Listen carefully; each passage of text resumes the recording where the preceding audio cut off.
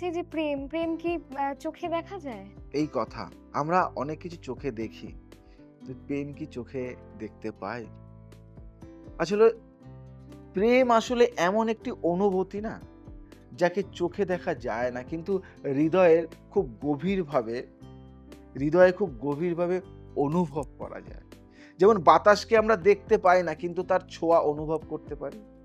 প্রেমও ঠিক তেমনি। কখনো একটি হাসির মধ্যে প্রেম লুকিয়ে থাকে, কখনো একটি চিন্তার মধ্যে, আবার কখনো কোনো কারণ ছাড়াই কারো জন্য মনটা অস্থির হয়ে ওঠে।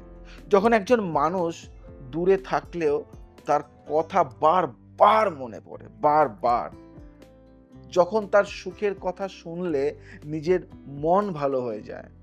আর তার কষ্টের কথা শুনলে বুকের ভেতর অদ্ভুত এক ব্যথা অনুভব হয়।